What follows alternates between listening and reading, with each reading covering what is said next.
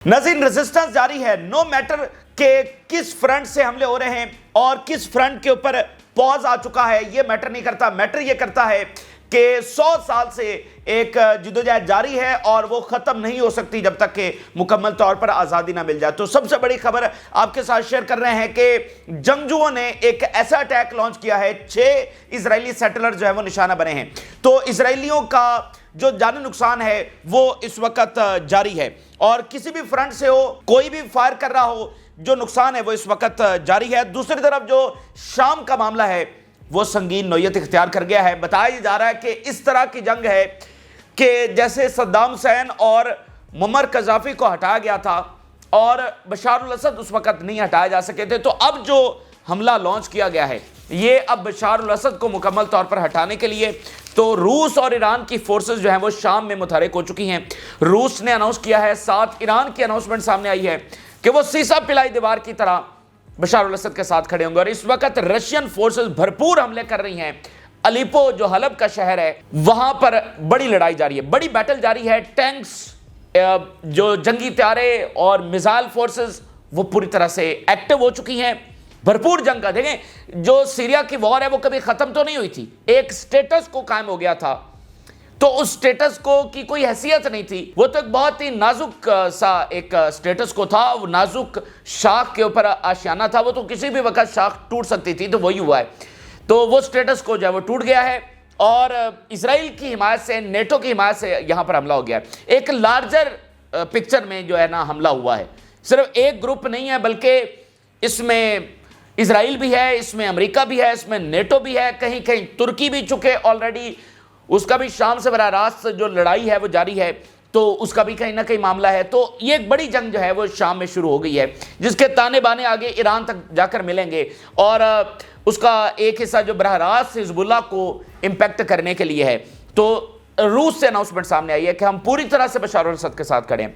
दूसरी तरफ नाज़रीन, पुतिन ने अनाउंस किया है कि यूक्रेन को जो न्यूक्लियर मिलने जा रहे हैं ये वो हमारे सब्र का आखिरी वो इम्तिहान होगा और इससे पहले हम हमला कर देंगे। ये आज पुतिन की जानिब से डायरेक्टली ये स्टेटमेंट सामने आ गई है कि अगर न्यूक्लियर डिलीवर किए जाते हैं या उससे पहले ये जो एस्केलेशन है अगर ये इसी तरह से जारी रहती है तो हमारे लिए अब अवॉइड करना नामुमकिन हो रहा है। और साथ आज रशिया से जो स्टेटमेंट सामने आ रही है उसमें वो नेटो बेसिस के ऊपर हमले के हवाले से बता रहे हैं कि नेटो बेसिस के ऊपर यूरोप में वो हमला कर सकते हैं। और ईरान की यूरोपियन रिप्रेजेंटेटिव्स के साथ एक गैर मामूली मुलाकात हुई है जिसमें न्यूक्लियर को डिस्कस किया गया है। तो इस बारे में भी हम बात करेंगे। जो रूस के डिफेंस मिनिस्टर हैं वो नॉर्थ कोरिया में पहुंचे हुए हैं। बताया जा रहा है कि शायद मजीद फोर्सेस नॉर्थ कोरिया से पहुंचेंगी, तो इस बारे में भी बात करेंगे। एक हलचल है दुनिया में, बाजार मिडल ईस्ट में ऐसा लग रहा था कि लेबनान की जंग बंदी हुई है तो डी एस्केलेशन होगी, थोड़ा सा काम आएगा, कोई मामला जो है ना वो सोल्यूशन की तरफ जाएंगे शायद, लेकिन वो ज़ाहिरी तौर पर तो लगा, लेकिन एक्चुअली ऐसा नहीं है। बल्कि अब वो जंग के नए डायरेक्शंस, नई डायमेंशंस, नए फ्रंट्स हमें खुलते हुए नजर आ रहे हैं और ख़तरा अब ये है कि पहले से भी ज़्यादा डिस्ट्रक्टिव वॉर छिड़ जाएगी। तो ये सारी तफसीलात आपके साथ शेयर कर रहे हैं। एक बड़ी जंग जिसके कई कोने हैं, मिडल ईस्ट से पैसिफिक से यूरोप, यूरोप से जनूबी अमेरिका, ये सारी चीज़ें आपस में जुड़ी हुई हैं। तो ये तफसीलात आपके साथ शेयर करेंगे। जिन लोगों ने चैनल को सब्सक्राइब नहीं किया उनसे रिक्वेस्ट करेंगे कि चैनल को ज़रूर सब्सक्राइब कर लें ताकि हर आने वाली वीडियो आप तक पहुँच सके। नाज़रीन, खबर इस वक्त वेस्ट बैंक से आ रही है। वेस्ट बैंक में एक बहुत बड़ा हमला लॉन्च कर दिया गया है। रेजिस्टेंस ने 6 इजरायली सेटलर्स को निशाना बनाया गया है। एरियल सेटलमेंट है, अगर आप मैप के ऊपर देखें तो वेस्ट बैंक का जो बॉर्डर है वहां पर यह सेटलमेंट है एरियल।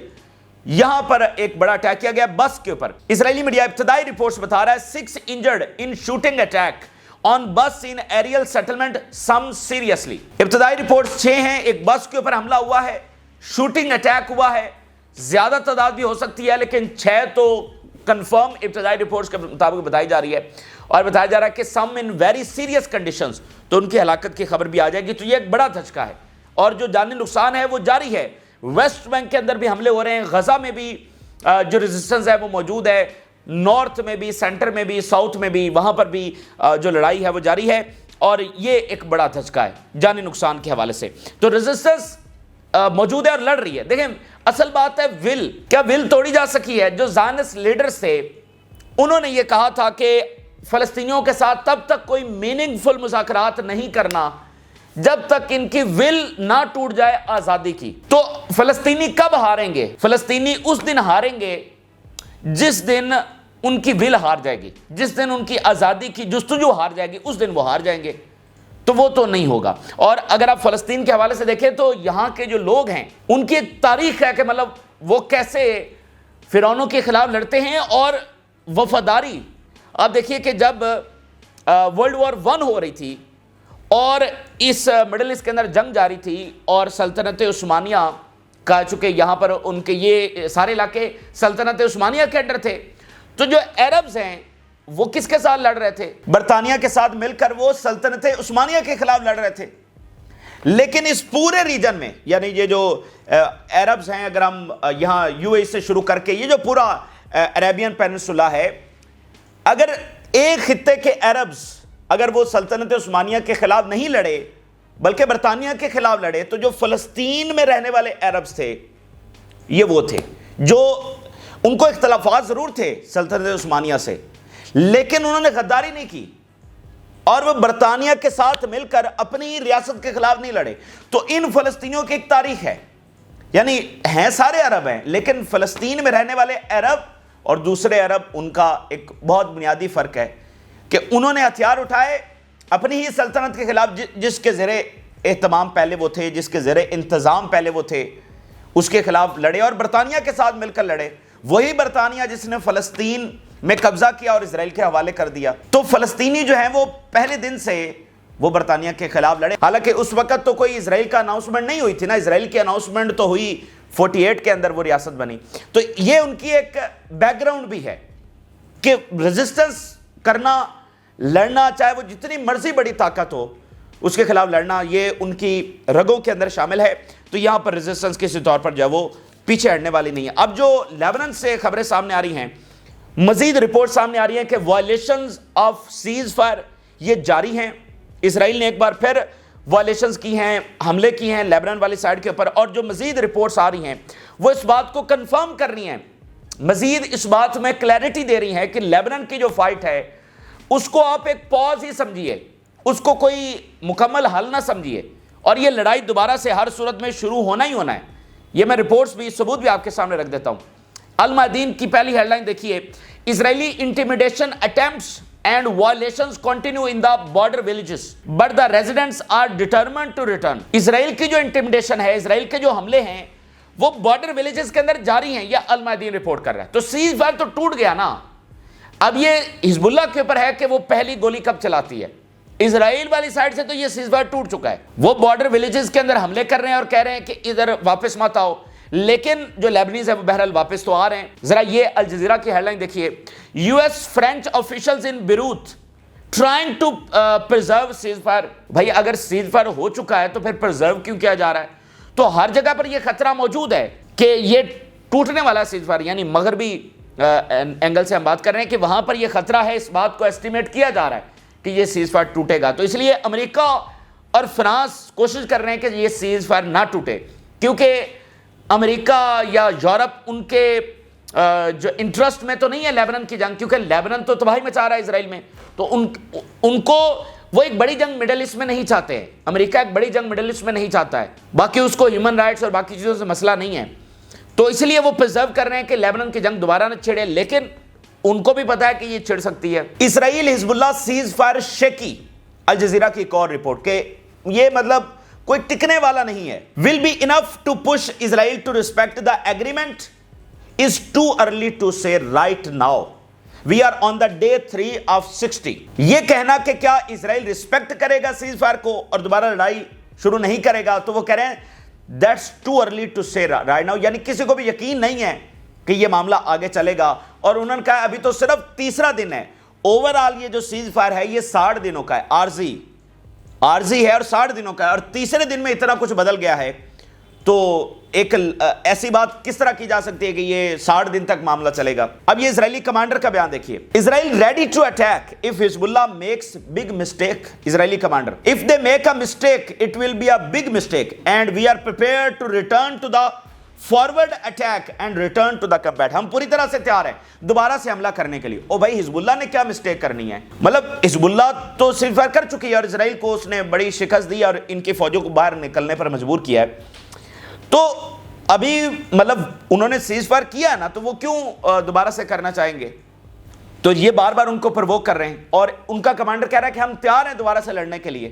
تو ادھر واضح ہے وہ انٹینشنز کہ یہ دوبارہ سے لڑنے جا رہے ہیں, اور اس کی بنیادی وجہ ہم پہلے بھی ڈسکس کر چکے ہیں, اور مزید بھی جو رپورٹس آ رہی ہیں وہ اس بات کو کنفرم کر رہی ہیں کہ جو شکست ہوئی ہے اسرائیل کو وہ اب ہانٹ کر رہی ہے نیتن یاہو کو اور اسرائیلی اسٹیبلشمنٹ کو کہ ہم اتنا پاورفل کنٹری, اتنی پاورفل اکانومی, یورپ امریکہ ہمارے ساتھ ہیں, اسلامی دنیا بے بس ہے, پھر بھی ہم حزب اللہ سے ڈر کر پیچھے ہٹ آئے. ہم اپنی فوج کو ہم نے پیچھے نکالا, اور جو فوجی لڑنے گئے تھے وہ کہہ رہے ہیں ہم لڑے کیوں وہاں پر جب ہم نے کچھ اچیو نہیں کیا. تو اس لیے وہ ہانٹ کر رہا ہے اسرائیل کو. اب اسی درمیان اگر ہم بات کریں غزہ کی کہ غزہ میں کیا ہونے جا رہا ہے, کیا غزہ میں کوئی چانسز ہیں سیز فائر کے, اس حوالے سے جو مذاکرات کہا جا رہا تھا یہ شروع ہو گئے ہیں, تو کیا کوئی انٹینشنز ہیں, کوئی پاسبلٹیز ہیں, کوئی چانسز ہیں کہ غزہ میں کوئی جنگ بندی ہو سکتی ہے؟ تو جو رپورٹس غزہ کے حوالے سے آ رہی ہیں اس میں یہ کہا جا رہا ہے کہ کوئی چانسز نہیں ہے غزہ میں جنگ بندی کے حوالے سے. ذرا دیکھیے, Israel has no intentions of withdrawing from Gaza. بالکل اسرائیل غزہ سے withdraw کرنے والا نہیں ہے. Israel has no intentions to evacuate the Gaza strip. The Americans were very clear about the deal in Lebanon, but I'm not sure they will be so devoted about Gaza. کہ Lebanon میں تو Americans کا بھی interest تھا کہ Lebanon کی جنگ رکنی چاہیے, لیکن غزہ کے حوالے سے ان کا کیا اتنا ہی انٹرسٹ ہے؟ کیا وہ اسرائیل کے اوپر اتنا ہی پریشر ڈالیں گے؟ ایسا لگتا نہیں ہے, یہ رپورٹ بتا رہی ہے. تو اس لیے غزہ میں جنگ بندی ہمیں نظر نہیں آ رہی ہے. ایک طرف لیبنان کا سیز فائر وہ کتنا مطلب پائیدار ہے وہ آپ کے سامنے ہے, وہاں پر کوئی امن نہیں ہے, اور دوسری طرف جو غزہ کا معاملہ ہے وہ تو سمٹنے والا نہیں ہے. غزہ میں تو جنگ بندی کرنے کے لیے اسرائیل تیار نہیں ہے. اگر آپ ایزیوم کریں, امیجن کریں, تو ایک عارضی سے جنگ بندی نیتن یاہو کرے گا. یہ سب کو تو پتا ہے نا کہ نیتن یاہو مکمل یہاں پر جنگ بندی نہیں کرے گا, کیونکہ اگلے دن پھر وہ جیل میں ہوگا. عارضی بھی بہت مشکل ہے, لیکن چلے آپ ایزیوم کر لیں اگر شاید ہو جائے, اس کے بھی چانسز نظر نہیں آ رہے. تو امن پھر کیسے ہوگا مجھے بتائیے؟ جب غزہ میں یہ ظلم جاری رہے گا تو امن کیسے ہوگا؟ ساتھ شام میں جنگ جاری ہے, ساتھ لیبنان کا یہ معاملہ ہے. تو بنیادی چیز غزہ کی ہے. غزہ میں اگر امن نہیں ہے تو پھر کہیں بھی امن نہیں ہے. اور غزہ میں امن سے مراد یہ ہے کہ فلسطینی ریاست اور فلسطینی ریاست اسرائیل دینے کے لیے تیار نہیں ہے, تو ہر طرح سے ہم گھوم پھر کے پھر وہیں پر آ جاتے ہیں. تو نئے منظر نامے میں بھی نیا کچھ بھی نہیں ہے, بات وہیں کی وہیں کھڑی ہے. نئے منظر نامے میں کچھ بھی نہیں ہے. لیبنان کا سیز فائر ہو گیا, کچھ نیا نہیں ہے, بات تو وہیں کی وہیں کھڑی ہے. غزہ کا معاملہ وہیں کا وہیں ہے, فلسطینی ریاست کا معاملہ وہیں کا وہیں ہے. ایسا تو نہیں کہ کوئی ایکویشن بدل گئی ہو کہ اچھا پہلے فلسطینی ریاست چاہیے تھی اب نہیں چاہیے, ایسا تو کچھ بھی نہیں ہے. تو اس لیے نیا کچھ بھی نہیں ہے, بس تھوڑی سی تبدیلی ہے. بنیادی جو پرپز ہے وہ وہیں پر ہے. بنیادی جو مسئلہ تھا جس کی وجہ سے جنگ پھیل رہی تھی اور اب بھی پھیل سکتی ہے, وہ مسئلہ بھی وہیں پر ہے. اور اسرائیل کیا اپنی انٹینشنز بدل چکا ہے؟ بالکل نہیں بدلی اس نے. تو یہ بنیادی معاملہ ہے.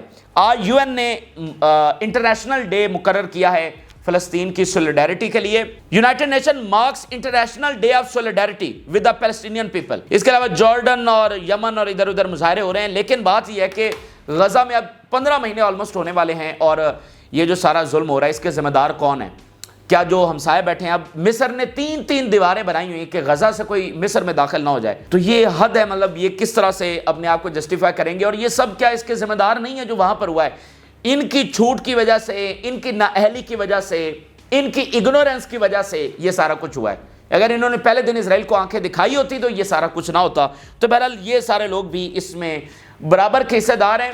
جیسے بشار الاسد نے کہا تھا ابھی جو لاس سمٹ ہوا کہ اگر ہم نے کوئی پریکٹیکل اقدامات نہ اٹھائے تو پھر ہم بھی غزہ میں جو کچھ ہو رہا ہے اس کے براہ راست ذمہ دار ہیں. اچھا اب ناظرین آ جاتے ہیں جو سیریا کے حوالے سے بڑی خبر سامنے آ رہی ہے. سیریا میں پہلے تو لگا کہ ایک حملہ ہوا ہے, لیکن اب آہستہ آہستہ مزید کلیئرٹی آ رہی ہے کہ وہاں پر کوئی حملہ نہیں ہوا بلکہ ایک باقاعدہ جنگ کا جو ہے وہ آغاز ہو گیا ہے. اور اس کے جو تانے بانے ہیں وہ اسی مقصد کے ساتھ ملتے ہیں جس میں صدام حسین کو پہلے ختم کیا گیا, عراق کو تباہ کیا گیا, معمر قذافی کو ختم کیا گیا, تو شام کو بھی ختم کرنا پلان تھا اور شام کے پر حملہ بھی ہوا. بشار الاسد کو کہا بھی گیا کہ بوریا بستر گول کرو، لیکن رشیا آ گیا، اس کی وجہ سے بشار الاسد جو ہے نا قائم رہا۔ لیکن اب اسی پلان کو دوبارہ ایگزیکیوٹ کرنے کا فیصلہ کر لیا گیا ہے، کیونکہ اب چونکہ معاملہ لیبنان کا بھی ہے، حزب اللہ کا بھی ہے، حزب اللہ کو ساری سپورٹ بشار الاسد سے اور شام سے جاری ہے، تو اس لیے اب بشار الاسد کو ہٹانا ان کے لیے بہت ضروری ہو گیا۔ اور نیٹو چونکہ وہاں ایسکلیشن کر رہا ہے یوکرین میں، تو یہاں بھی اس کے لیے روس کو مڈل ایسٹ سے نکالنا ضروری ہو گیا ہے۔ تو اسرائیل اور نیٹو کا یہ پورا ایک ساتھ جو پلان ہے، تو انہوں نے جنگ باقاعدہ طور پر شام میں لانچ کر دی ہے۔ شام میں کوئی امن نہیں تھا، ایک عارضی سا ایک سٹیٹس کو قائم تھا، اور وہ اسی طرح سے ٹوٹ جانا تھا، مطلب بس حملہ ہو گیا اور دوبارہ سے شام میں ایک بڑی جنگ کا باقاعدہ طور پر آغاز ہو چکا ہے، اور اس میں پوری طرح سے اسرائیل انوالو، یہ خبریں آ رہی ہیں۔ اب یہاں پر ناظرین ایران کی فورسز پوری طرح سے متحرک ہیں، ایران کے ریسورسز متحرک ہیں، اور ادھر سے روس کی فورسز براہ راست حملے کر رہی ہیں۔ انہوں نے حملے شروع کر دیے ہیں، جو الیپو کے ساتھ جہاں پر یہ میدان جنگ بنا ہوا ہے وہاں پر حملے روس شروع کر چکا ہے۔ میں 3 ہیڈ لائنز آپ کے سامنے رکھتا ہوں۔ Tanks and missile system on the streets as Syrian fighting heats up. اب وہ الیپو میں ٹینکس بھی نظر آ رہے ہیں اور جو میزائل سسٹمز ہیں وہ بھی نظر آ رہے ہیں، یعنی ایک حملہ نہیں ہوا ہے، پراپر جنگ شروع ہو گئی ہے کہ ٹینکس میزائل سسٹم وہاں پر پہنچ گئے ہیں۔ Syrian rebels are currently trying to overthrow the Syrian government. ایک حملہ نہیں ہے، سیرین گورنمنٹ کو، بشار الاسد کو گرانے کے لیے یہ سارا کچھ لانچ کیا گیا۔ In response Russia is carrying out massive air strikes against these groups and this could quickly escalate۔ اب دیکھیں نا کہ روس نے براہ راست حملے شروع کر دیے ہیں۔ اگر روس اس وقت یوکرین کے علاوہ اس کی فورسز ایکٹیولی کہیں پر انگیج ہیں تو وہ شام ہے پوری دنیا میں۔ اگر یوکرین کے علاوہ ان کی فورسز ایکٹیولی انگیج ہیں تو وہ شام ہے۔ تو اگر روس ایکٹیولی انگیج ہو گیا ہے تو امریکہ یہاں پر کیسے بیٹھا رہے گا؟ امریکہ کی مرضی سے ہی تو یہ سارا کچھ لانچ ہوا ہے، تو امریکہ کیسے بیٹھا رہے گا؟ تو اس لیے یہ معاملہ جو ہے وہ سنگین ہے، اور ابھی ایران کی فورسز اس طرح کھل کر حملہ ور نہیں ہوئی، لیکن ان کے آفیشلز یہاں پر شہید ہوئے ہیں، نشانہ بنے ہیں۔ تو پس پردہ ان کی مکمل سپورٹ ہے۔ ایران سے اسٹیٹمنٹ آئی ہے کہ وہ پوری طرح سے بشار الاسد کے ساتھ کھڑے ہیں، اور شام کے ساتھ ایران کا ایک پرانا اتحاد ہے۔ جب عراق اور ایران کی جنگ چل رہی تھی اور سارے عربز جو ہیں وہ عراق کے ساتھ تھے، تو اکلوتا شام تھا جو ایران کے ساتھ تھا، ٹھیک ہے؟ تو ایک پرانا اتحاد ہے، تو وہ کہہ رہے ہیں کہ ہم پوری طرح ساتھ ہیں، اور روس براہ راست حملے کر رہا ہے۔ روس سے اسٹیٹمنٹ جاری ہوئی ہے، situation in Aleppo constitute of violation of Syrian sovereignty, ساتھ انہوں نے کہا یہ پورے ریجنل پیس کو متاثر کرے گا، اور ہم پوری طرح سے بشار الاسد کے ساتھ کھڑے ہیں۔ اور بشار الاسد اس وقت ماسکو کے اندر موجود ہیں، اور وہاں پر یہ سارے فیصلے ہو رہے ہیں۔ دیکھتے ہیں کہ وہاں سے میٹنگ کے بعد کیا چیزیں سامنے آتی ہیں، لیکن فی الحال جو کلیئرٹی ہے، ون لائنر یہی ہے کہ شام میں ایک نیا فرنٹ، اسرائیل انوالو ہے، نیٹو انوالو ہے، امریکہ انوالو ہے، روس انوالو ہے، ایران انوالو ہے۔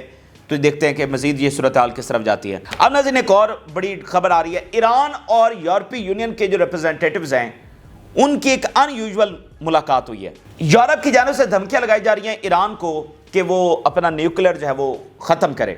پہلے بھی دھمکیاں لگائی جا رہی تھی، اب بھی لگائی جا رہی ہیں، لیکن اب وہ مذاکرات کرنا چاہ رہے ہیں، انگیجمنٹ کرنا چاہ رہے ہیں، وہ ایک نیوکلیر ڈیل کرنا چاہ رہے ہیں کہ ایران اپنا نیوکلیر پروگرام بند کرے اور ہم سینکشنز اس کے اوپر بات کرتے ہیں کہ سینکشنز ہٹا دیں گے۔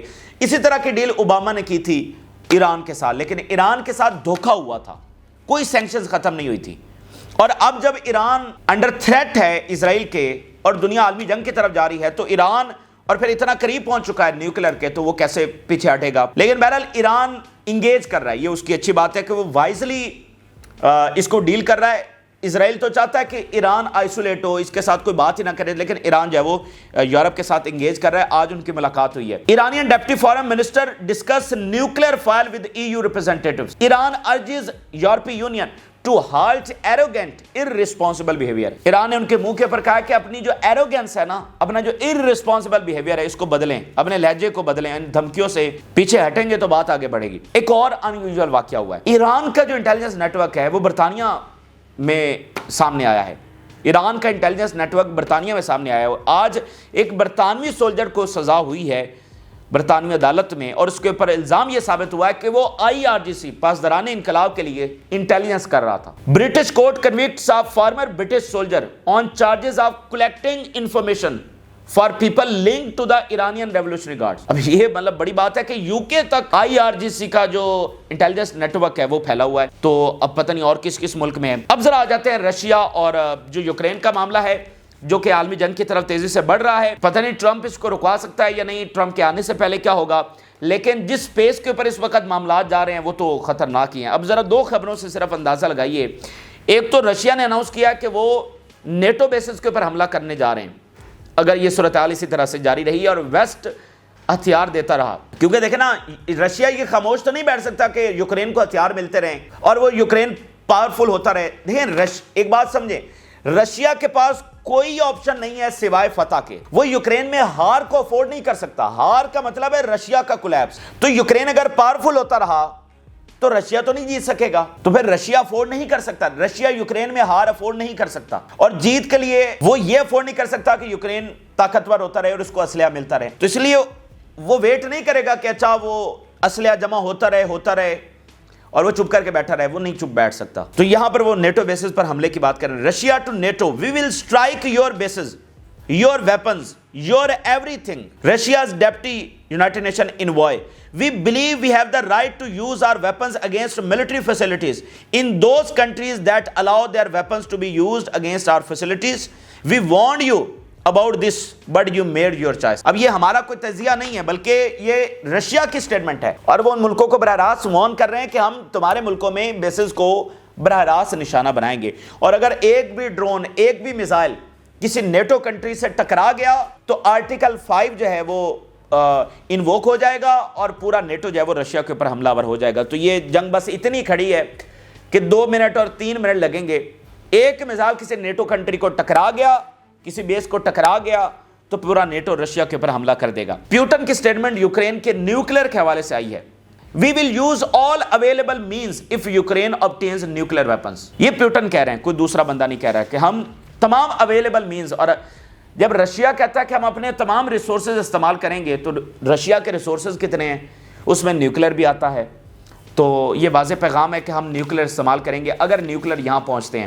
رشیا سے پہلے کہہ چکا ہے کہ اگر ڈیلیور بھی ہوئے تو ہم حملہ کر دیں گے. آج یہ پیوٹن کی زبان سے بھی آفیشلی بات سامنے آ گئی. رشیا کے جو ڈیفنس منسٹر ہیں وہ نارتھ کوریا میں پہنچے ہوئے ہیں. Russian defence minister arrives in north Korea for N official visit. North Korea کی فورسز وہاں پر ہیں. نارتھ کوریا اس وقت بہت قریب آ چکا ہے روس کے, اور رشیا کے لیے سب سے امپورٹنٹ کنٹریز وہ ہیں جو اسلحہ دے رہے ہیں اور اپنی فوجیں بھیج رہے ہیں, جس میں نارتھ کوریا ہے, جس میں یمن ہے, جس میں ایران ہے. ایران اسلحہ دے رہا ہے, ڈرونز دے رہا ہے. تو شاید اب مزید فوجوں کے اوپر بات چل رہی ہے نارتھ کوریا سے. تو ادھر ساؤتھ کوریا بہت ناراض ہے کیونکہ ساؤتھ کوریا کا براہ راست پھڈا ہے نارتھ کوریا سے, تو اس کو افورڈیبل نہیں ہے کہ نارتھ کوریا روس کا اتحاد بڑھے. تو بہرحال یہ کمپلیکس صورتحال ہے. دیکھتے ہیں کہ مزید 2-4 دنوں میں مزید کیا کلیئرٹی سامنے آتی ہے. تازہ ترین تفصیلات آپ کے ساتھ شیئر کی. آپ نے رائے ضرور آگاہ کریں. جن لوگوں نے چینل کو سبسکرائب نہیں کیا ان سے ریکویسٹ کریں گے کہ چینل کو ضرور سبسکرائب کر لیں تاکہ ہر آنے والی ویڈیو آپ تک پہنچ سکے. اجازت دیجیے, اللہ حافظ.